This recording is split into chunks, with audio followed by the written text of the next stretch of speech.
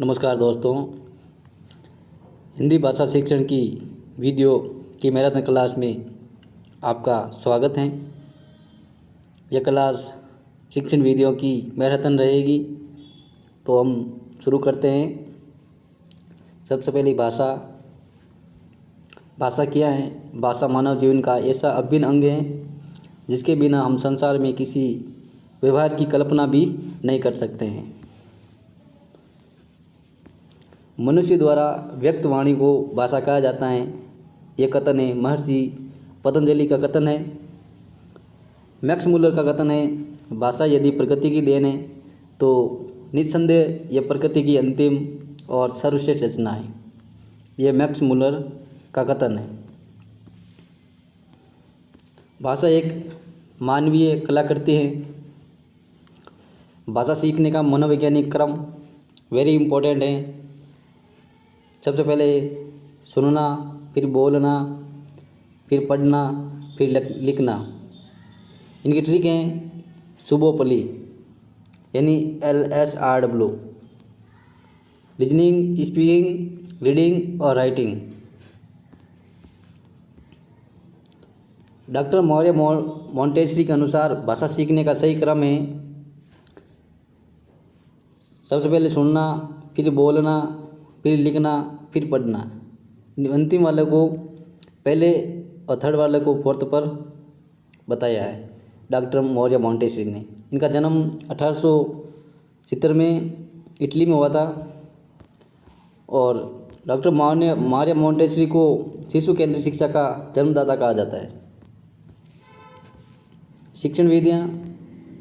शिक्षण शब्द शिक्ष धातु 6 प्लस अन से बना है। शिक्षण शब्द अंग्रेजी के टीचिंग से बना है। शिक्षण 3 प्रकार से करवाया जाता है, क्या, क्यों और कैसे। क्या के अंतर्गत जिस पाठ्यक्रम क्या है और उसका उद्देश्य क्या होगा और कैसे पाठ्यक्रम को पूरा करवाया जाएगा, यानी कैसे उसके प्रयोग में ली जाने वाली विधियाँ हैं। जो जैसे अंग्रेजी भाषा के मेथड शब्द से बना है विद्या। मेथड का अर्थ होता है विधि और मेथड का अर्थ होता है रास्ता, यानी रास्ता दिखाना।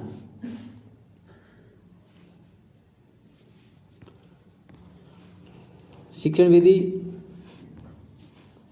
विश्व में सर्वप्रथम 1961 ईस्वी में अमेरिका से स्टैनफोर्ड यूनिवर्सिटी कीथ एचिसन ने सर्वप्रथम इस पर काम किया था।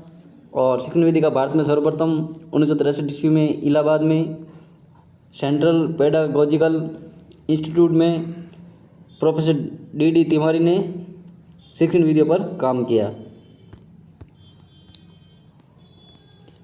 भाषा मनोविज्ञान के 3 सोपान हैं, यानी चरण और प्रक्रिया, वो वेरी इंपॉर्टेंट है। सबसे पहले जिज्ञासा। जिज्ञासा क्या है? परिवार के सदस्यों की बातचीत या व्यवहार के आधार पर बच्चे में जिज्ञासा उत्पन्न होती है। फिर है अनुकरण। अनुकरण का अर्थ होता है नकल करना, देखकर सीखना, अर्थात देखकर सीखना। जब एक शिक्षक की भांति परिजन उस बालक को किसी ध्वनि का उच्चारण सुनाते हैं, फिर बच्चा उस ध्वनि को बोलता है, उसे अनुकरण कहा जाता है। फिर है अभ्यास। जब किसी बालक में शब्द का उच्चारण पैदा हो जाता है तो उसका बार बार अभ्यास करके उन शब्दों का स्थायी बना लेते हैं। बार बार अभ्यास करके शब्दों को स्थायी बना लिया जाता है। क्वेश्चन है भाषा मनोविज्ञान के अनुसार एक बालक में भाषा का विकास किस महत्वपूर्ण कारक से होता है? तो इसका आंसर रहेगा अभ्यास। क्वेश्चन है बालक में भाषा का जन्म किस कारक से होता है? तो बालक की जिज्ञासा से भाषा का जन्म होता है। भाषा सीखने के उपागम है, यानी जिज्ञासा, अनुकरण और अभ्यास, ये भाषा सीखने के उपागम है। क्वेश्चन है बच्चों में भाषा सीखने की क्षमता जन्मजात होती है, अतः ऑप्शन है 1 भाषा शिक्षण का कार्य घर पर ही किया जाना चाहिए। ऑप्शन बी उनकी इस क्षमता का भरपूर प्रयोग करते हुए भाषाई नियम सिखाने चाहिए। ऑप्शन सी बच्चों को समृद्ध भाषिक परिवेश उपलब्ध करवाना चाहिए। भाषा शिक्षण का कार्य नहीं किया जाना चाहिए, यानी पॉजिटिव आंसर देना है। तो इसका आंसर रहेगा सी, बच्चों को समृद्ध भाषिक परिवेश उपलब्ध करवाना चाहिए ताकि बच्चे में भाषा सीखने की क्षमता विकसित हो सके। अब है भाषा का बिंब। भाषा के बिंब, बिंब का मतलब होता है चित्र। जब भी कोई वस्तु, व्यक्ति, शब्द, वर्ण, अक्षर आदि हमारी आंखों के सामने आते हैं तो उनका चित्र हमारे मस्तिष्क में बन जाता है और वे स्थायी हो जाते हैं, उन्हें भाषा बिंब कहते हैं। जैसे हमारे दिमाग में आता है गाय, तो गाय का बिंब यानी चित्र हमारे दिमाग में याद आ जाता है कि गाय ऐसी होती है। भाषा बिंब मुख्यतः 4 प्रकार के होते हैं। पहला है दृश्य बिंब, यानी देखना। जब कोई वस्तु, व्यक्ति, शब्द आदि हमारी आंखों के सामने होते हैं तो उनका चित्र हमारे मस्तिष्क में बन जाता है, उसे दृश्य बिंब कहते हैं। श्रव्य बिंब यानी सुनना। जब किसी आवाज़ या नाम सुनकर हमारे मन में बिंब बन जाते हैं वहाँ श्रव्य बिंब कहलाता है। थर्ड है विचार बिंब। विचार का मतलब सोचना। जब कोई दृश्य या दृश्य बिंब इस प्रकार से हमारे मस्तिष्क में बनने वाले लगते हैं, उसकी उपयोगिता महसूस होने लगती है तो विचार बिंब कहलाता है। 4 नंबर प्रकार है भाव बिंब, यानी भावनात्मक जुड़ाव। भावनात्मक जुड़ाव से संबंधित है। जब हम किसी विचार बिंब को आत्मा के संपर्क से बनते हुए पाते हैं और उनके साथ ही हमारी भावनाएं जुड़ जाती हैं, उसे ही भाव बिंब कहा जाता है। अब क्वेश्चन है, संदीप सर मेरे सामने खड़े हैं, उपयुक्त कथन से बिंब निर्मित हैं। तो संदीप सर हमारे सामने खड़े हैं, इसका मतलब ये दृश्य बिंब है। हम देखकर उसका बिंब हमारे मस्तिष्क में बिंब बन रहा है, इसका मतलब दृश्य बिंब है। गांधी जी राष्ट्रपिता कहलाते हैं, वह कौन सा बिंब है? तो वे भाव बिंब है। अब है शिक्षण विधियाँ। सबसे पहली विधि है अनुकरण विधि। इसका अर्थ होता है किसी आदर्श की नकल करना, यानी देखकर सीखना, यह अनुकरण विधि कहलाती है। इनका जनक है प्लेटो। प्लेटो को अनुसार नकल करना ही अनुकरण विधि कहलाता है। और प्लेटो का शिष्य है अरस्तु। इनका कथन है हुबहू नकल जरूरी नहीं होती है। अनुकरण विधि प्राथमिक स्तर के लिए उपयोगी होती है, ये वेरी इंपॉर्टेंट है और अमनोवैज्ञानिक है। अनुकरण विधि में आदर्श होता है। क्वेश्चन है, ऑप्शन है बालक, अध्यापक, पाठ्यक्रम और उपयुक्त सभी। तो अनुकरण विधि का आदर्श हैं अध्यापक, शिक्षक, इसलिए यानी बाल केंद्रित नहीं है, इसलिए शिक्षक केंद्रित यह विधि है, तो इसको मनोवैज्ञानिक विधि कहा जाता है। जो भी विधि बाल केंद्रित होगी वह मनोवैज्ञानिक विधि होगी। अनुकरण 3 प्रकार से होता है। लेखन अनुकरण जो प्राथमिक स्तर के लिए उपयोगी है, उच्चारण अनुकरण और लेखन अनुकरण दोनों। तीसरा प्रकार है रचना अनुकरण जो माध्यमिक स्तर पर उपयोगी है। सबसे पहला है लेखन अनुकरण, यानी रूपरेखा लेखन। जैसे रूपरेखा बना दी जाती है, क को ऐसे लिखने के बाद फिर बच्चों को सिखाया जाता है ऐसे, इस पर फिर कलम द्वारा फिर उस पर लिखा जाता है, यानी ये स्वतंत्र लेखन है। जैसे क अध्यापक द्वारा लिखा जाता है, फिर उसी प्रकार बालक लिखता है उस पर। दूसरा है उच्चारण अनुकरण, यानी बच्चों को बोलकर सिखाना, ये उच्चारण अनुकूल है। रचना अनुकूल जैसे प्रार्थना पत्र, निबंध लिखना, यह रचना अनुकूल है। जैसे गाय के बारे में निबंध लिखना। क्वेश्चन है इसके, अनुकरण वाचन के प्रकार होते हैं। तो अनुकरण वाचन के प्रकार 2 होते हैं, स्वतंत्र वाचन और लिखित वाचन। लेखन अनुकरण जब एक शिक्षक बालक को लिखना सिखाता है तो उसके लिए वह अपने कार्यों का अनुकरण करता है। लेखन अनुकरण 2 प्रकार का होता है, रूपरेखा लेखन और स्वतंत्र लेखन। रूपरेखा लेखन में जब अध्यापक बालक को किसी वर्ण, अक्षर, शब्द की रूपरेखा बनाकर देता है और उस रूपरेखा का अनुकरण करते हुए बालक लिखता है और रूपरेखा लेखन कहलाता है। स्वतंत्र लेखन जब कक्षा में बालक बोर्ड के अक्षरों को देखकर अपनी कॉपी में उतारे उसे स्वतंत्र लेकर कहलाता है, यानी बालक देखकर लिखता है। जो भी श्याम पट्ट पर लिखा होता है उसको देखकर बालक अपनी कॉपी में लिखता है, वो स्वतंत्र को लेखन होता है। उच्चारण अनुकूल यानी बोलकर। प्राथमिक स्तर पर छात्रों को शुद्ध बोलना सिखाने के लिए ये उपयोगी है, और इस पद्धति में अध्यापक एक एक शब्द कहता जाता है और बालक उस विधि को अनुकरण करता है। उस ध्वनि का उच्चारण करता है बालक, और यह सर्वाधिक उपयोग इसका जहाँ पर एक अक्षर की एक से अधिक ध्वनियाँ होती हैं वह, अर्थात जहाँ पर लिखा कुछ जाता है और पढ़ा कुछ जाता है। जैसे कुट, कुट का अर्थ होता है कट, जैसे पुट है, इस समान शब्दों को सिखाया जाता है। फिर रचना अनुकरण माध्यमिक स्तर के छात्रों के लिए सर्वाधिक उपयोगी होती है ये, और छात्र दिए हुए विषय पर उसी के अनुरूप रचना करने का प्रयास करता है। जैसे दीपावली का निबंध सिखाकर होली का निबंध लिखने को कहा जाता है। यह विधि पूर्णतः अमनोवैज्ञानिक है। इसमें भाषा तो छात्रा की होती है, किंतु शैली के लिए आदर्श रचना पर निर्भर करना पड़ता है, इसलिए अमनोवैज्ञानिक है। अनुकरण वाचन के बाद उच्चारण अभ्यास करवाया जाता है, और बुनियादी शिक्षा में अनुकरणात्मक विधि सफलतम विधि है। अनुकरण विधि में अध्यापक को अच्छे आदर्श प्रस्तुत करने होते हैं इस विधि में, और अनुकरण विधि में बालक अपने शिक्षक का अनुकरण कर पढ़ना, लिखना व नवीन रचना करना सिखाता है। अनुकरण का सिद्धांत हेगार्ड द्वारा दिया गया, वेरी इंपॉर्टेंट है। अनुकरण का सिद्धांत हेगार्ड द्वारा दिया गया। फिर अगली विधि है ध्वन्यात्मक विधि। ध्वनि का मतलब होता है आवाज़, यानी ध्वन्यात्मक विधि का जनक है माइकल सोमर। सोमर का जन्म 1935 में हुआ, और यह विधि प्राथमिक स्तर के लिए उपयोगी है।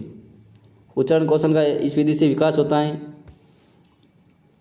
और इस विधि में समान ध्वनि वाले शब्द बच्चों को लिख कर दिए जाते हैं, और उनका अनुसरण करते हुए बच्चे नए शब्दों की रचना करते हैं। जैसे कल, चल, दल, बल, पल, छल इत्यादि समान शब्दों को बच्चों द्वारा लिखवाया जाता है। ध्वन्यात्मक विधि संश्लेषणात्मक कहलाती है, क्योंकि इसमें अक्षर से प्रारंभ करते हैं और अक्षरों के जोड़ या संश्लेषण से शब्द बनाते हैं। जैसे कमल लिखना तो सबसे पहले क, फिर म, फिर ल, ऐसे करके जोड़कर बच्चों को सिखाया जाता है कमल। संश्लेषण का अर्थ होता है वर्ण से शब्द बनाना, और विश्लेषण का अर्थ होता है शब्द से वर्ण बनाना। ध्वन्यात्मक विधि का प्रयोग भक्तिकालीन कवियत्री के समय से शुरू हुआ है, और मीरा, रसखान, सूरदास, तुलसीदास आदि के काल से ध्वन्यात्मक विधि का प्रयोग किया जा रहा है। क्यों एक शिक्षक अपने बालकों को पायो जी मेरे धन रतन पायो नामक पाठ पढ़ाते समय संभवतः किस उपगम का प्रयोग में लेता है, तो इसमें ध्वन्यात्मक उपागम विधि का प्रयोग लेगा। अब ध्वन्यात्मक विधि के गुण कौन कौन से हैं, तो ध्वन्यात्मक विधि मनोवैज्ञानिक विधि है, और ध्वन्यात्मक विधि द्वारा बालक रुचिकर तरीके से समान ध्वनि वाले बहुत सारे शब्दों को इकट्ठा कर सकता है। भक्तिकालीन रचनाओं के शिक्षण को रुचिकर बनाते हैं, और इस विधि के दोष है कई बार बालक अशुद्ध ध्वनियों का निर्माण कर लेता है, जैसे रल है, यह कोई शब्द नहीं है, और इस विधि में समय अधिक खर्च होता है, ये इसके दोष है। अगली विधि है श्रुति लेखन विधि।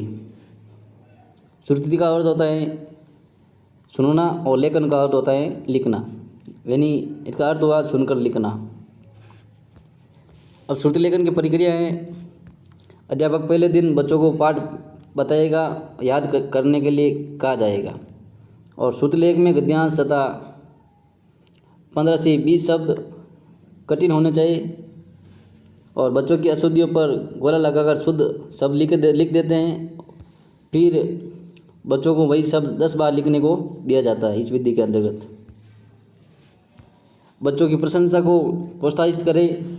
और सीतावाद्य यानी ग्रामोफोन या ध्वनि लेख यंत्र, टेप रिकॉर्डर का भी प्रयोग श्रुति लेखन में किया जाता है।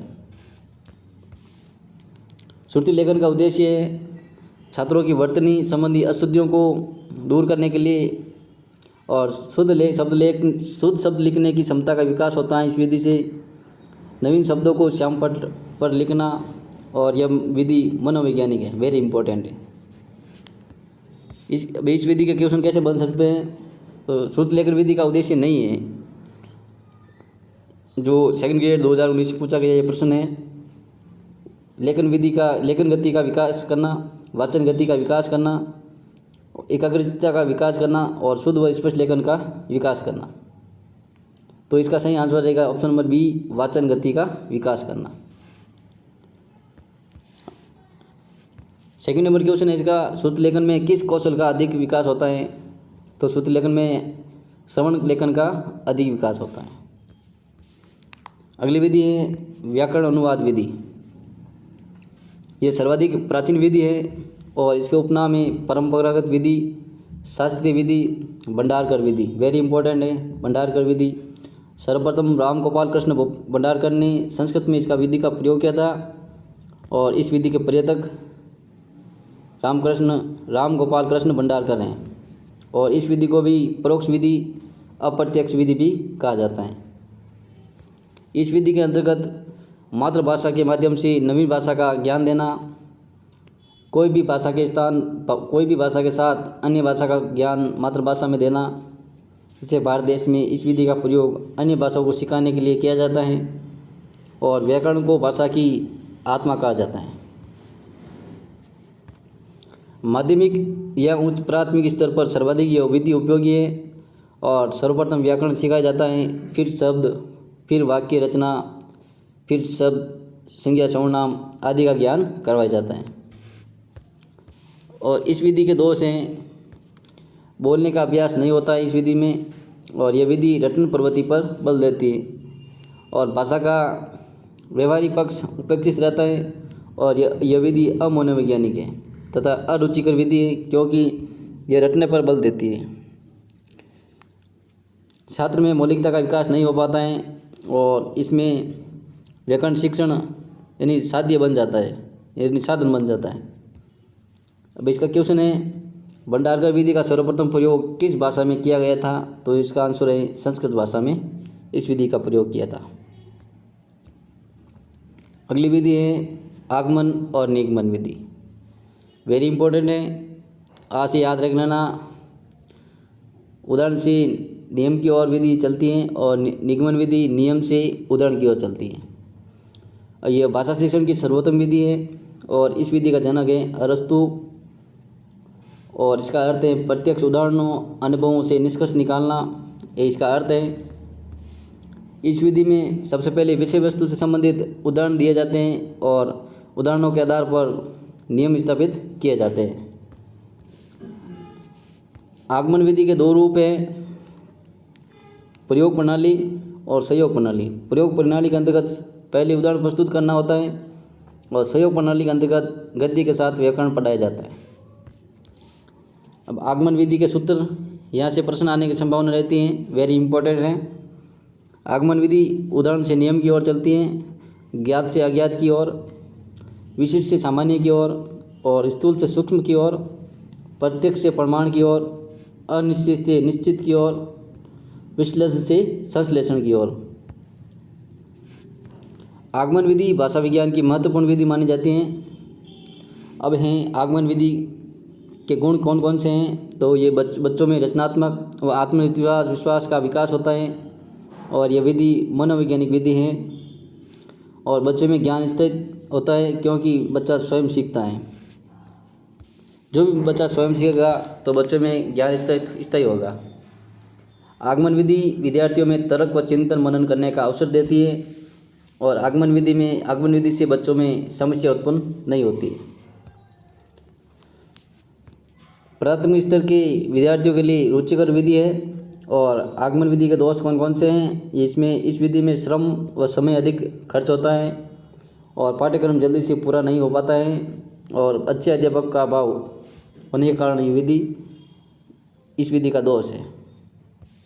दोस्तों अगली विधि है निगमन विधि।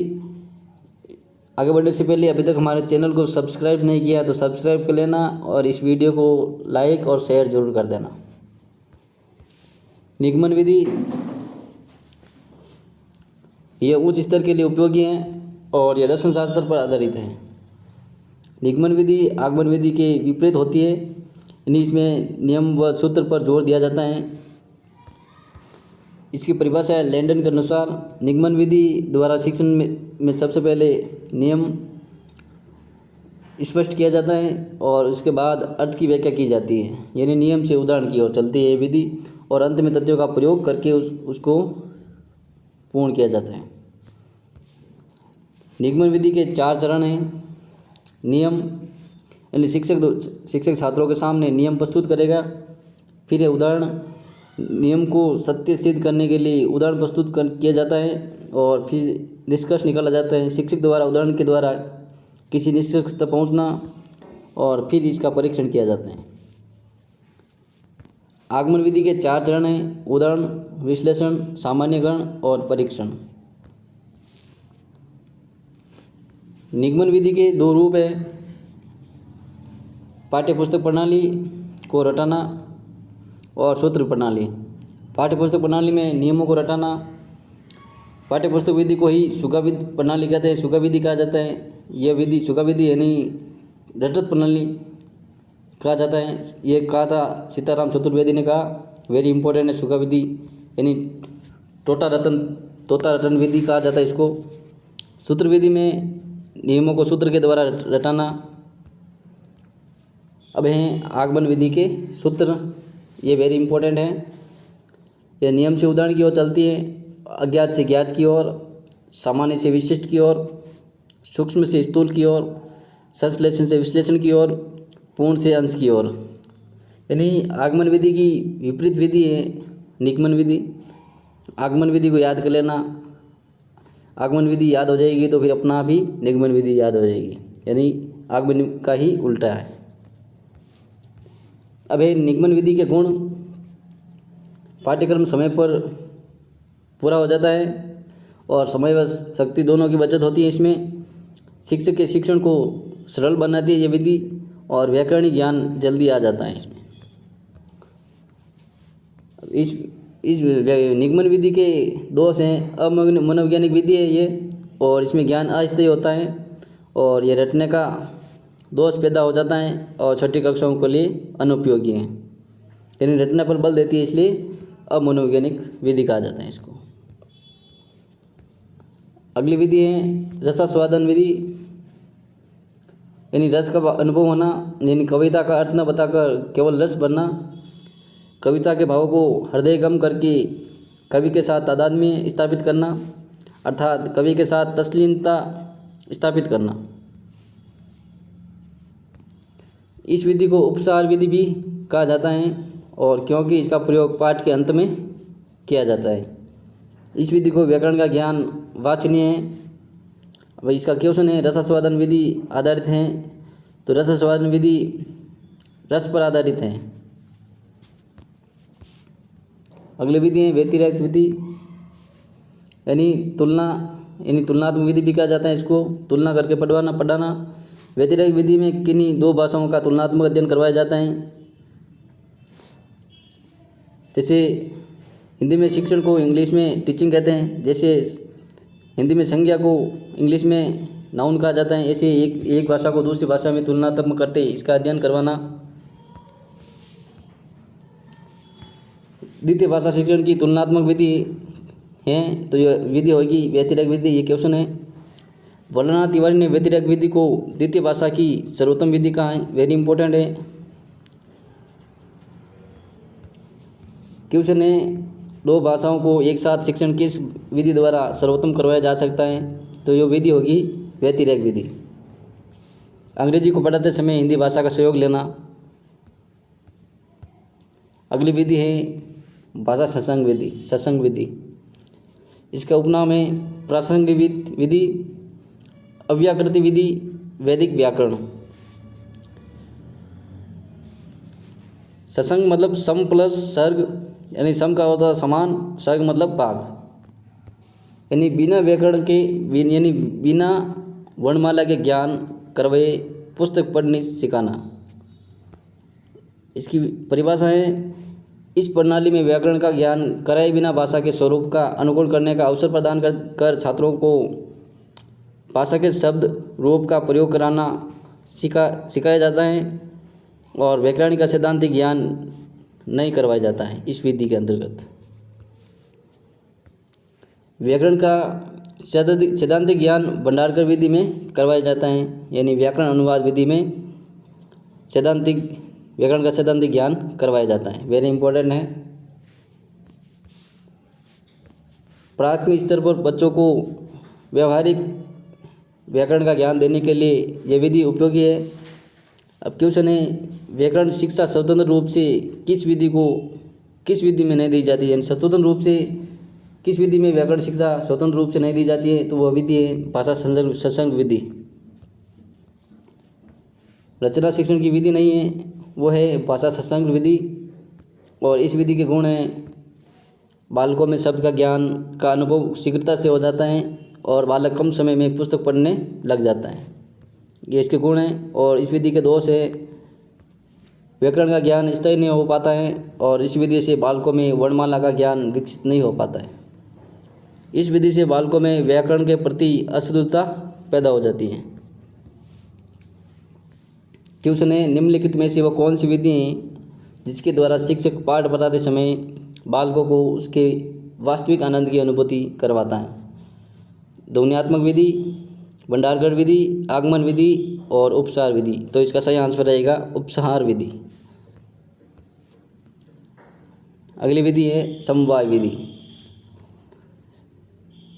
सम का अर्थ होता है समान, वाय का अर्थ होता है वातावरण या माहौल, यानी समूह में सिखाना। समवाय विधि भाषा सत्संग विधि का दूसरा रूप है। समवाय विधि में रचना, कहानी, पद्य आदि की शिक्षा देने के साथ साथ प्रसंग और अवसर अनुकूल व्याकरण का भी शिक्षा, यानी अवसर अनुकूल व्याकरण की शिक्षा दी जाती है इसके अंतर्गत। और महात्मा गांधी जी की बुनियादी शिक्षा प्रणाली इस विधि के सिद्धांत पर आधारित है। बुनियादी शिक्षा प्रणाली में बेसिक शिक्षा कहा जाता है। वर्धा योजना, नई तालीम, बुनियादी तालीम, ये इनके उपनाम हैं बुनियादी शिक्षा के। वेरी इंपॉर्टेंट है। और महात्मा गांधी ने सूत काटना सिखाया था, यानी बुनियादी शिक्षा पर आधारित है। दो तत्वों को साथ लेकर चलना, और इस विधि को सहयोग विधि भी कहा जाता है। समवाय विधि के 3 तत्व होते हैं, उद्योग, भौतिक वातावरण और सामाजिक वातावरण। क्वेश्चन है, बुनियादी शिक्षा की अवधारणा दी थी, तो ये अवधारणा दी थी महात्मा गांधी जी ने। समवाय विधि एक प्रकार से हैं, तो ये शिक्षा में संपूर्ण वातावरणीय ज्ञान पर आधारित हैं, ये विधि समवाय विधि। अब है समवाय विधि के सिद्धांत कौन कौन से हैं? समप्रत्यात्मकता का सिद्धांत हर्बर्ट ने दिया था, और सहसंबंध का सिद्धांत हर्बर्ट, केंद्रीकरण का सिद्धांत जिल्लर, और जीवन केंद्रित शिक्षा का सिद्धांत फ्रोबेल ने दिया, और समाजीकरण का सिद्धांत दिया था डीवी ने, और समवाय विधि का सिद्धांत दिया था गांधी जी ने। क्वेश्चन है, समवाय प्रणाली में शिक्षण होता है, तो इसका सही आंसर रहेगा गद्य पद्य शिक्षण के साथ व्याकरण का ज्ञान कराना। अगली विधि है द्विभाषी विधि। इसका अर्थ रहेगा 2 भाषाओं का ज्ञान होना। इसके प्रवर्तक हैं डॉडरसन। द्विभाषी विधि का प्रयोग विदेशी भाषा सीखने में किया जाता है, जैसे जर्मन, जापानी, फ्रेंच आदि भाषा सीखने में इसका प्रयोग किया जाता है। द्विभाषी विधि में केवल मातृभाषा के शब्दों का ज्ञान करवाया जाता है, बल्कि अनुवाद विधि में पूरा का पूरा अनुवाद करके शिक्षण करवाया जाता है, जैसे लो आम टेक मैंगो। किसी राष्ट्र की भौगोलिक सीमाओं से बाहर अन्य राष्ट्र में बोली जाने वाली भाषा जिसमें हमारी कोई परिचय न हो। क्वेश्चन है, राहुल गांधी का साउथ में भाषण देना किस विधि के अंतर्गत आता है? तो इसका आंसर रहेगा द्विभाषी विधि। HN शास्त्री के अनुसार द्विभाषी विधि को व्याकरण विधि व प्रत्यक्ष विधि के मध्य सेतु कहा है। वेरी इंपॉर्टेंट है। यानी HN शास्त्री ने द्विभाषा विधि को व्याकरण विधि व प्रत्यक्ष विधि के मध्य सेतु कहा है। क्वेश्चन है द्विभाषी पद्धति का क्षेत्र नहीं होता है, तो इसका नहीं रहेगा प्राथमिक कक्षाएं। भाषा सीखने की कौन सी विधि मातृभाषा को मध्यस्थ बनाए बिना दूसरी भाषा को सीखने में सहायक होती है? वो होगी सहायक प्रत्यक्ष विधि। अगली विधि है प्रत्यक्ष विधि। प्रति मतलब सामने, अक्ष मतलब आंखों के सामने, यानी सामने होना है प्रत्यक्ष। इसके उपनाम है प्राकृतिक विधि, सुगम विधि यानी आसान विधि है ये, और इस विधि को ही निर्बाध विधि भी कहा जाता है। प्रत्यक्ष विधि की परिभाषाएं: प्रत्येक वस्तु या चित्र दिखाकर समझाना प्रत्यक्ष विधि कहलाती है। प्रत्यक्ष विधि में मातृभाषा का प्रयोग करना वर्जित है। और प्रत्यक्ष विधि का सर्वप्रथम प्रयोग फ्रांस में गोइन महोदय के द्वारा 1901 ईस्वी में किया गया था, और अंग्रेजी भाषा में इसका प्रयोग किया गया था। भारत में इस विधि का सर्वप्रथम प्रयोग चेन्नई यानी मद्रास में प्रोफेसर मैट्स ने किया था, और उसके बाद बंगाल में टिपिंग ने किया, फिर मुंबई में फ्रेजर ने किया था। प्रत्यक्ष विधि से क्वेश्चन है, प्रत्यक्ष विधि से विद्यार्थियों में किस कौशल का विकास होता है? पढ़ना लिखना, लिखना बोलना, सुनना बोलना और सुनना लिखाना। तो इसमें प्रत्यक्ष विधि में कौशल का विकास होता है सुनना और बोलना। प्रत्यक्ष विधि के गुण हैं, ये मनोवैज्ञानिक विधि है, वेरी इंपॉर्टेंट है, और बालकों को प्रत्यक्ष व स्थायी ज्ञान अनुभव कराती है। ये विधि विद्यार्थी के व्यवहारिक ज्ञान पर जोर देती है, और छात्रों में मौलिक चिंतन का विकास होता है। अब है इस विधि के दोष हैं: केवल संज्ञा शब्दों का ज्ञान होना, सभी वस्तुओं का प्रत्यक्ष ज्ञान नहीं हो पाता है इस विधि में।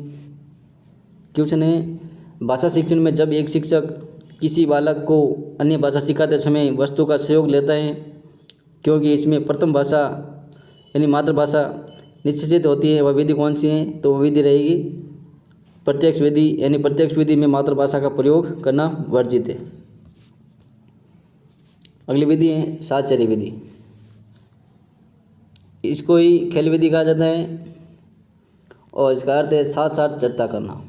यानी खेल विधि का जन्म जाता है फ्रोबेल, और खेल विधि नाम देने वाले थे हेनरी कोलब्रुक कुक, जो इंग्लैंड के थे, और इसका सर्वप्रथम प्रयोग किया था मारिया मोंटेसी ने, जो मारिया मोंटेसी इटली की थी। खेल विधि को सर्वाधिक प्रचलित करने का श्रेय हेनरी कोलब्रुक कुक को जाता है, और हेनरी कोलब्रुक को गणित के शिक्षक थे। हेनरी ने खेल में गणित सिखाना शुरू किया था, इसलिए हेनरी कोलब्रुक कुक को इस विधि का वास्तविक जनक माना जाता है। और खेल विधि बाल केंद्रित विधि है। जो भी विधि बाल केंद्रित होगी वह मनोवैज्ञानिक विधि होगी। वर्तमान में खेल विधि के कई रूप हो गए हैं, जैसे किंडरगार्टन 1840 ईस्वी में सर्वप्रथम जर्मनी में किंडरगार्टन का जनक है फ्रोबेल ने इस विधि को बढ़ावा दिया था, और इस विधि में माना गया है कि बालक जितना स्वतंत्र रहेगा उतना अधिक सीखेगा। इस विधि में अध्यापक को माली तथा बच्चों को बगीचे के फूल पौधे का संज्ञा दी है, वेरी इंपॉर्टेंट है। यानी अध्यापक माली, विद्यार्थी फूल व पौधे, और विद्यालय हो गया बगीचा, इसकी संज्ञा दी गई है। फिर है डाल्टन विधि। डाल्टन विधि को प्रयोगशाला विधि कहा जाता है, और ये नवीन शिक्षा प्रणाली लागू की है, और वर्तमान में प्रयोगशाला का प्रयोग कक्षा की बजाय डाल्टन स्कूल में होने लगा है। डाल्टन विधि अमेरिका के डाल्टन शहर में पहली बार 1887 ईस्वी में कुमारी हेलेना पार्कहर्स्ट ने इस विधि का प्रयोग किया था, और कुमारी हेलेना ने 8 से 12 वर्ष के बालकों के लिए इस विधि का प्रयोग किया था, और इसका वास्तविक प्रयोग 1913-15 में किया था। और इसकी खेल विधि के अंदर साहचर्य विधि। फिर ये पर्यवेक्षित अध्ययन विधि। पर्यवेक्षित अध्ययन विधि के अंतर्गत इसका अर्थ आते हैं देख रेख यानी जांच करने वाला। शिक्षक की देख रेख में स्वाध्याय कराना। इस विधि में छात्र तथा शिक्षक दोनों सक्रिय होते हैं और बच्चे मौन रहकर स्वाध्याय करेंगे इस विधि में। और इसका प्रवर्तक है डेजी मॉरविल। और बाइनिंग के अनुसार इसके 5 भेद हैं। और मेज के चारों ओर बैठे हुए कार्यरत समूह या समूह कक्षा के शिष्यों का शिक्षक द्वारा देखभाल यानी प्रशिक्षित करना पर्यवेक्षक विधि कहलाती है। और इसके 5 भेद कौन कौन से, जैसे सम्मेलन योजना, क्लास के अंतिम 5 मिनट स्वाध्याय करवाना, विभाजित क्लास योजना यानी 20 मिनट पढ़ाना या फिर 20 मिनट स्वाध्याय कराना। तीसरे नंबर पर है विशिष्ट शिक्षक योजना यानी अच्छे शिक्षक द्वारा बच्चों को प्रेरित करना। फिर चौथे नंबर पर द्विक्लास योजना यानी 2 क्लास एक शिक्षक द्वारा पढ़ाना जब दूसरे शिक्षक छुट्टी पर हो तब। और फिर है सामयिक योजना यानी पेरेंट्स मीटिंग यानी साप्ताहिक मासिक योजना। पर्यवेक्षक विधि के चरण है प्रस्तावना, अध्ययन हेतु निर्देश, शिक्षक द्वारा पर्यवेक्षण, श्यामपट सार, आवर्ती कार्य यानी मूल्यांकन। और इस विधि के दोष हैं पर्यवेक्षक विधि में पद्य भाग नहीं पढ़ाया जाता है और इस विधि में समय अधिक खर्च होता है। इस विधि में संपूर्ण पाठ्यक्रम पढ़ाना मुश्किल है। और इस विधि के गुण हैं बच्चों में तीव्र गति से अर्थ ग्रहण करने की क्षमता का विकास हो जाता है और शब्दकोश मानचित्रावली का प्रयोग सरलता से सीख जाता है। अगली विधि है सैनिक विधि। इसका अन्य नाम है या उपनाम है श्रवणभाषी विधि, स्मरण विधि। अमेरिका में द्वितीय विश्व युद्ध के दौरान इस विधि को शुरू किया गया। इसमें अलग अलग कार्यक्रम थे, army A, specialists S, training T, programme P इत्यादि इसमें कार्यक्रम शुरू किए गए। और सैनिक विधि का सर्वप्रथम प्रयोग अमेरिकन सैनिकों पर द्वितीय विश्व युद्ध के समय इस विधि का प्रयोग किया गया।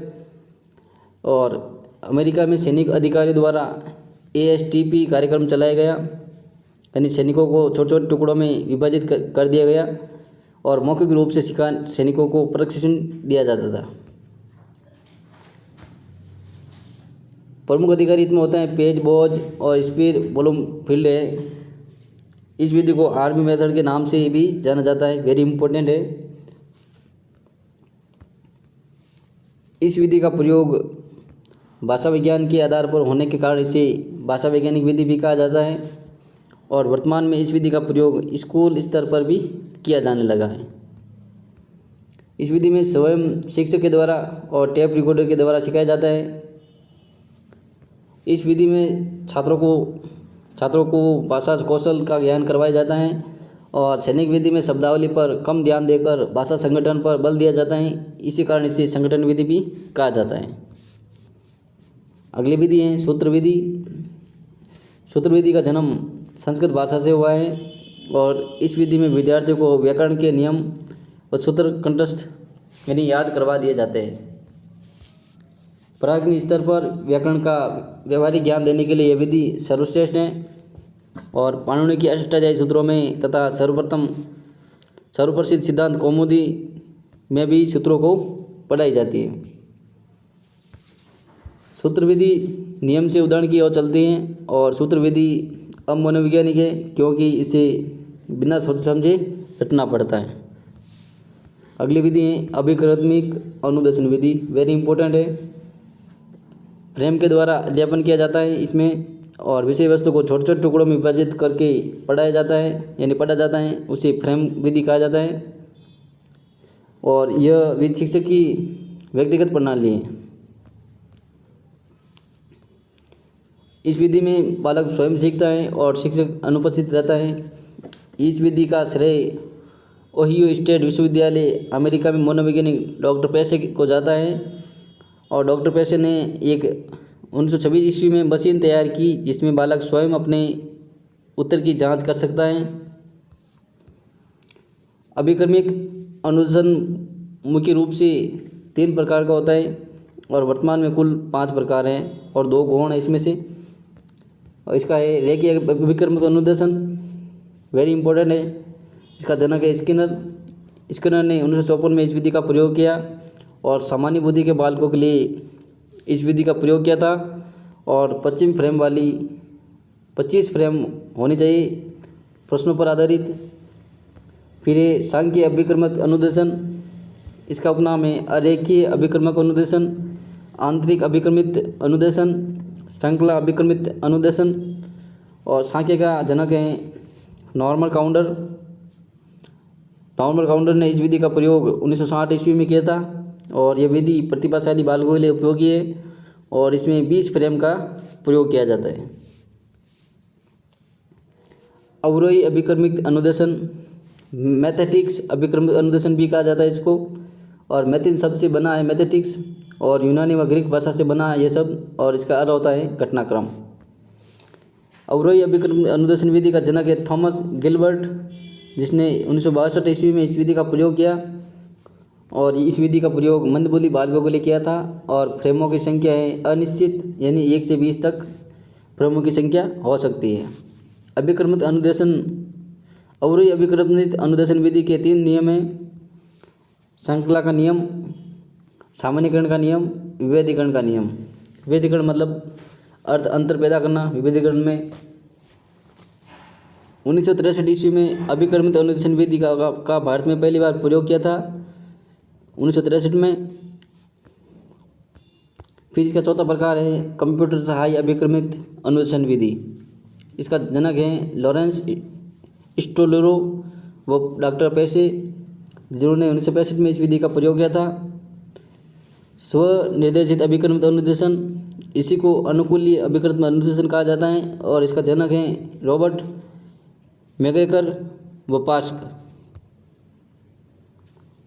क्वेश्चन है अभिक्रमित अनुदेशन में कितने प्रकार के फ्रेम होते हैं, यानी 4 प्रकार के फ्रेम होते हैं। प्रस्तावना पर आधारित, शिक्षण पर आधारित, अभ्यास पर आधारित और परीक्षण पर आधारित। अभिक्रमित अनुदेशन में कितने प्रकार के तत्व होते हैं, तो 3 प्रकार के तत्व होते हैं, उद्दीपन, अनुक्रिया, पुनर्बलन।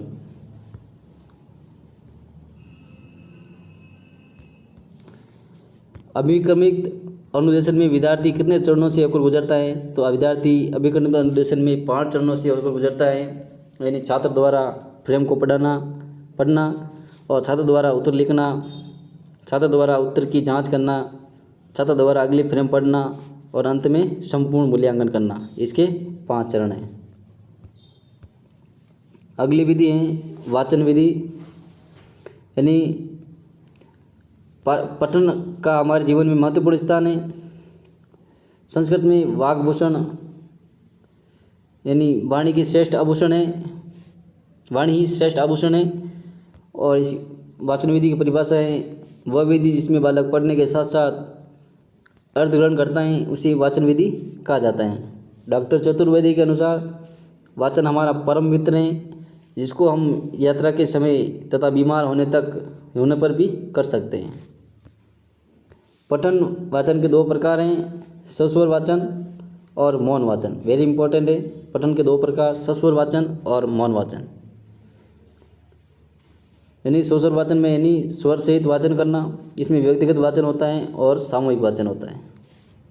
मौन वाचन में उचित भाव भंगिमा के साथ पढ़ना, यथात बिना बुदबुदाए यानी बिना बोले पढ़ना। यह कक्षा 6 से प्रारंभ किया जाता है और प्रतिभाशाली बालकों में कक्षा 6 से मौन वाचन शुरू कर दिया जाता है।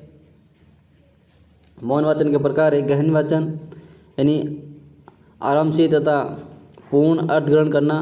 गहन वाचन के अंतर्गत द्रुत वाचन में तेजी से पढ़ना तथा अनावश्यक शब्दों को छोड़ना। अब है व्यक्तिगत वाचन। 2 प्रकार का होता है, एक तो आदर्श वाचन और अनुकरण वाचन। प्रतिभाशाली बालकों के लिए मौन वाचन प्राथमिक स्तर से ही शुरू कर दिया जाता है, यानी कक्षा 3 से प्रतिभाशाली बालकों में मौन वाचन शुरू कर दिया जाता है। क्वेश्चन है संवेद वाचन किसे कहा जाता है, तो सामूहिक वाचन को संवेद वाचन कहा जाता है। आदर्श वाचन कौन करता है, तो आदर्श वाचन शिक्षक करता है और बालक अनुकरण वाचन करता है। विषय वस्तु स्मरण हो जाने पर कम समय में अधिकतम वाचन करना किस प्रकार का वाचन कहलाता है? तो इसका आंसर आप कमेंट करके बताना।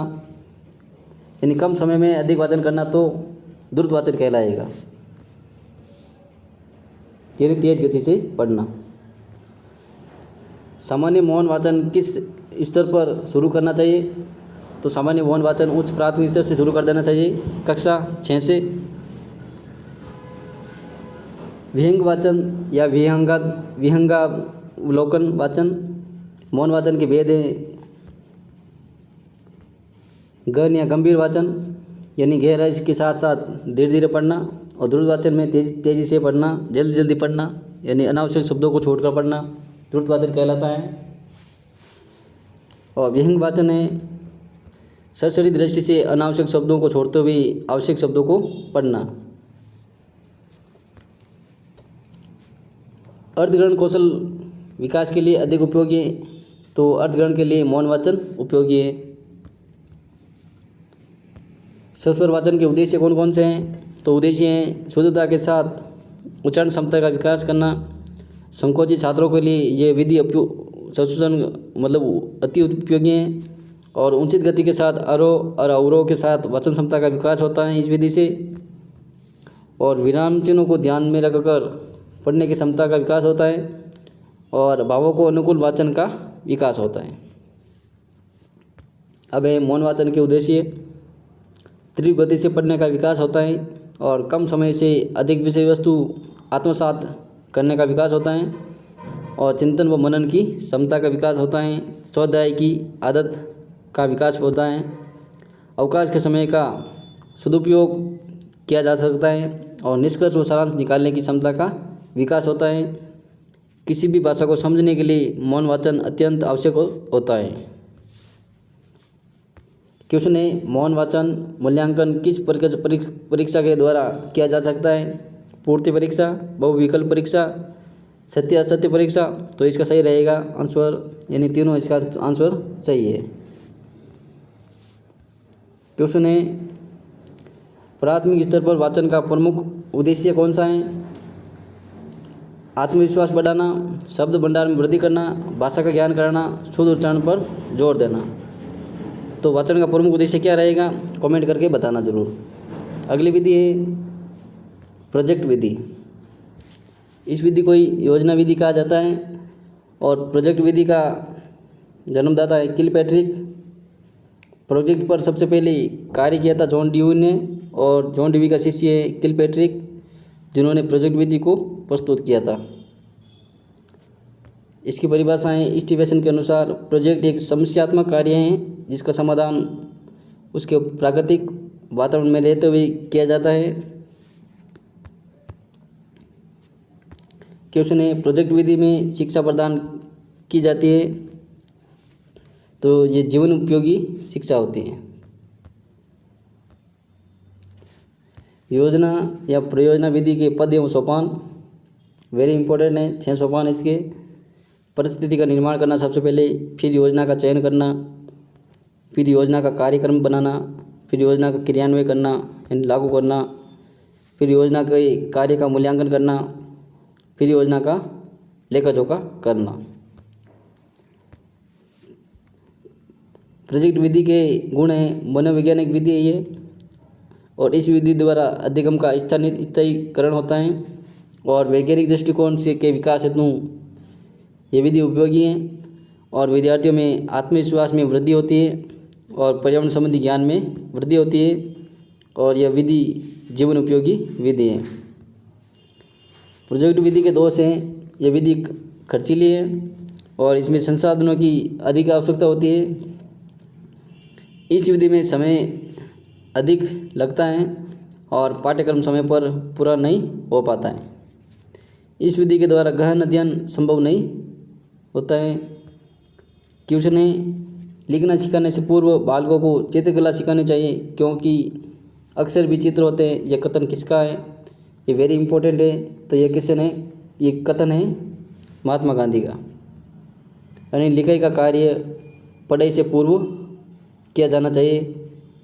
ये कथनकार है मॉन्टेसरी ने। अगली विधि है हरबटीय पंचपदी योजना या विधि। वेरी इंपॉर्टेंट है, यहाँ से प्रश्न पूछा जाता है। और इस विधि के सोपान 5 सोपान हैं और ये विधि पाठ योजना पर आधारित है। 5 सोपान कौन कौन से हैं? प्रस्तावना यानी विषयों स्थापन यानी पाठों स्थापन, तुलना करना, फिर सामान्यकरण, फिर 5 प्रकार है अनुपयोग या प्रयोग। सबसे पहले प्रस्तावना। प्रस्तावना करते उन्मुखीकरण। प्रस्तावना छात्रों के पूर्व ज्ञान से संबंधित होती है और प्रस्तावना ज्ञात से अज्ञात की ओर शिक्षण पर यानी शिक्षण सूत्र पर आधारित हैं और प्रस्तावना में पूछे जाने वाले प्रश्न एक दूसरे से जुड़े हो रहते हैं। आदर्श प्रस्तावना में न्यूनतम 4 प्रश्न होते हैं और अधिकतम 5 प्रश्न हो सकते हैं और अंतिम प्रश्न समस्यात्मक प्रश्न होना चाहिए। फिर दूसरा प्रकार है विषयों स्थापन यानी प्रस्तुतिकरण। इस सोपान में उद्देश्य कथन के साथ साथ प्रस्तुतिकरण भी किया जाता है और उद्देश्य कथन को प्रारंभ करते समय अध्यापक या अध्यापिका द्वारा सर्वप्रथम संबोधन हेतु जैसे हम शब्द का प्रयोग किया जाता है कि बच्चों आज हम इस टॉपिक के बारे में पढ़ेंगे। और प्रस्तुतिकरण के दौरान आदर्श वाचन होना चाहिए व अनुकरण वाचन करवाए जाते हैं। फिर है तुलना। कठिन शब्दावली का निवारण से संबंधित प्रक्रिया तुलना सोपान से संबंधित किया जाता है, यानी कठिन शब्दों का निवारण किया जाता है तुलना करके। फिर ये सामान्यकरण या नियमीकरण। इस सोपान के अंतर्गत अध्यापक द्वारा पढ़ाए गए पाठ के मुख्य भावों से संबंधित प्रश्न पूछे जाते हैं और गद्य शिक्षण में मुख्य भाव या सार लेखन कराना, पद्य शिक्षण समान भाव वाली स्पष्टीकरण करवाना। फिर है अनुप्रयोग या प्रयोग या मूल्यांकन।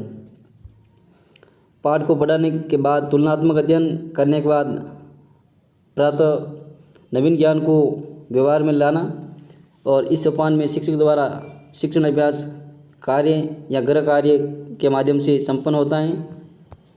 और मूल्यांकन का मुख्य उद्देश्य है छात्रों के ज्ञान को प्रतिपुष्टि करना होता है। और इस विधि के गुण हैं, यह विधि मनोवैज्ञानिक है और शिक्षण कार्य क्रमबद्ध होना चाहिए इस विधि में। और इस विधि से ज्ञान स्थायी होता है और छात्रों के सभी कौशलों का विकास होता है। इस विधि के दोष हैं, पाठ्यक्रम समय पर पूरा नहीं होता है और यह विधि सभी विषयों के लिए उपयोगी नहीं है, जैसे गणित विज्ञान इनके लिए उपयोगी नहीं है। अगली विधि है मूल्यांकन विधि। इस विधि में प्रत्येक सोपान से संबंधित उद्देश्य की प्राप्ति हेतु कक्षा में किए जाने वाली क्रियाकलापों का संयोजन कर साथ साथ मूल्यांकन भी किया जाता है। और शिक्षण में उद्देश्यों व अपेक्षित व्यवहारगत परिवर्तन का प्रारंभ सर्वप्रथम B.S. ब्लूम ने अपनी इस पुस्तक में किया था। और मूल्यांकन विधि में निम्न सोपानों का अनुसरण किया जाता है। कौन कौन से सोपान है वो?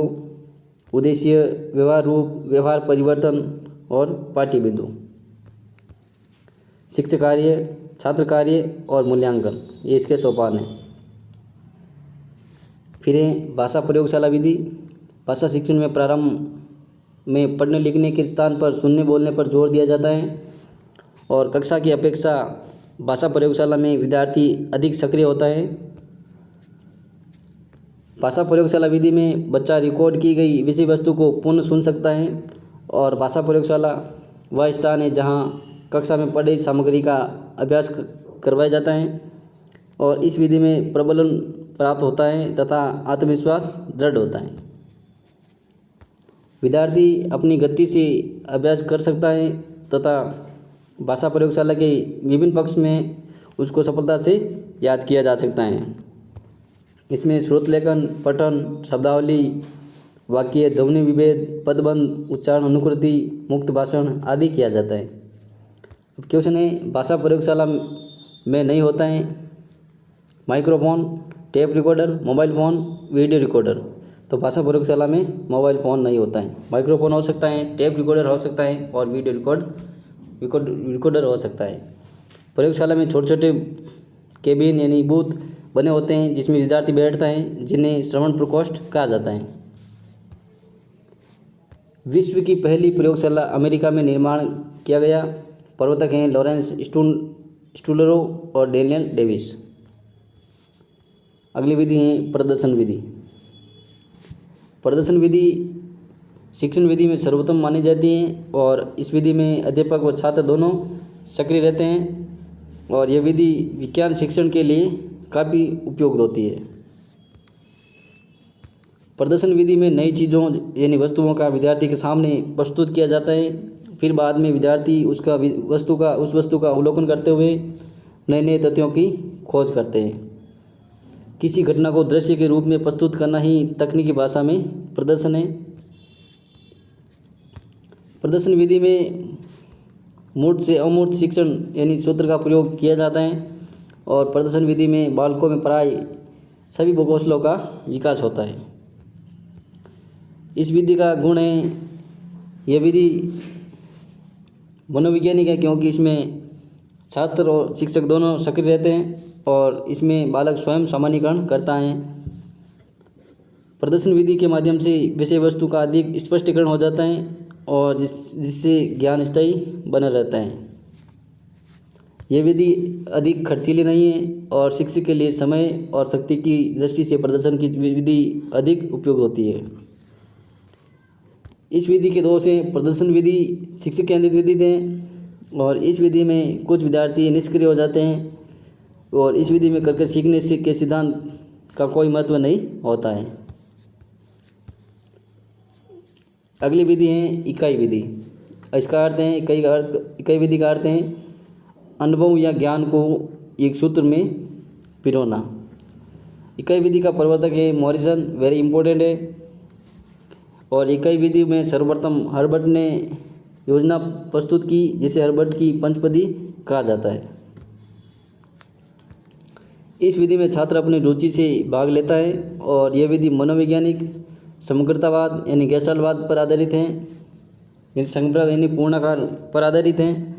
यह विधि पूर्ण से अंश की ओर कार्य करती है और जेम्स एम ली ने इस विषय वस्तु के क्षेत्र में संगठन का ढांचा बांधते हैं, परंतु बाद में इसे शिक्षण विधि के रूप में अपना लिया गया है। मॉरिसन ने इकाई विधि के 5 पद माने हैं, यानी पूर्व ज्ञान की खोज, प्रस्तुतिकरण, आत्मीकरण और संगठन। और 5वां है वाचन यानी अभिव्यक्ति। ये 5 सोपान है इसके। क्यूसन ने इकाई विधि समस्या या योजना के से संबंध जोड़ने वाली क्रियाओं की समग्रता को प्रकट करती हैं। यह कथन है थॉमस एम रिस्क का कथन है। अगली विधि है दूरस्थ विधि। शिक्षा का वह रूप जिसमें विद्यार्थी को दूर से शिक्षा दी जाती है उसे दूरस्थ विधि कहा जाता है और इस विधि के तहत विद्यार्थी को स्कूल, महाविद्यालय आदि में आने की ज़रूरत नहीं होती है। विद्यार्थी अपने घर रहते हुए Akashvani, Doordarshan, tape recorder, audio video cassette द्वारा ज्ञान प्राप्त करते हैं और हमारे देश में दूरस्थ शिक्षा के रूप मिलते हैं, जैसे पत्राचार शिक्षा, खुली शिक्षा, माध्यमिक से ऊपर के स्तर के लिए महत्वपूर्ण होती हैं। अगली विधि है व्याख्यान विधि। ये सर्वाधिक प्राचीन विधि है, वेरी इंपॉर्टेंट है और यह केवल सृजनात्मक विधि है। अध्यापक केंद्रित बिंदु पर सक्रिय होता है तथा कभी कभी छात्र निष्क्रिय होता है। व्याख्यान विधि के 5 पद हैं। विषय वस्तु यानी प्रकरण निर्धारित करना। फिर दूसरा है अध्यापक द्वारा योजना बनाना, इसके अंतर्गत छात्रों का पूर्ण ज्ञान निर्धारित करना और शिक्षण के उद्देश्य निर्धारण करना, पाठ्य वस्तु की रूपरेखा तैयार करना और उदाहरणों को महत्व देना। तीसरे नंबर पर है प्रस्तुतिकरण। फिर है सारांश प्रस्तुत करना और मूल्यांकन करना। यह विधि किसी जीवनी आत्मकथा के लिए उपयोगी मानी जाती है। शिक्षक को व्याख्यान देते समय उच्चारण, स्वर का उतार चढ़ाव, हाव भाव आदि का ध्यान रखना चाहिए और बीच बीच में शिक्षक द्वारा प्रश्न पूछना चाहिए ताकि छात्र एक्टिव हो। और व्याख्यान विधि छोटी कक्षाओं के लिए अनुपयोगी है, यह विधि बड़ी कक्षाओं के लिए उपयोगी है। अगली विधि है दल शिक्षण विधि यानी टीम टीचिंग मेथड। इसकी शुरुआत अमेरिका से मानी जाती है। दो या दो से अधिक शिक्षक कार्य करते हैं इसमें और अन्य संस्था के शिक्षक भी आते हैं। और दल शिक्षण से छात्रों को विभिन्न क्षेत्रों का अधिक ज्ञान मिलता है। दल शिक्षण में पूरी कक्षा में नियंत्रण स्थापित रहता है। और दल शिक्षण के 3 सोपान हैं: योजना निर्माण, क्रियान्वयन और मूल्यांकन। दल शिक्षण के 5 सिद्धांत हैं, वेरी इंपॉर्टेंट है। शिक्षक की जिम्मेदारी का सिद्धांत, अध्ययन का निरीक्षण का सिद्धांत, अनुशासन स्थापित करने का सिद्धांत, श्रव्य दृश्य सामग्री का प्रयोग और विषय वस्तु का व्यवस्थित क्रम। दल शिक्षण विधि के दोष से आर्थिक भार अधिक हो जाता है और समन्वय करने में कठिनाई हो जाती है। दल के सदस्यों में सहयोग की भावना कम पाई जाती है और संपूर्ण पाठ्यक्रम नहीं हो पाता है। दोस्तों, आगे बढ़ने से पहले अभी तक हमारे चैनल को सब्सक्राइब नहीं किया है तो सब्सक्राइब कर लेना और हमारे इस वीडियो को अपने दोस्तों तक पहुंचा देना। अगला टॉपिक रहेगा शिक्षण अधिगम सामग्री।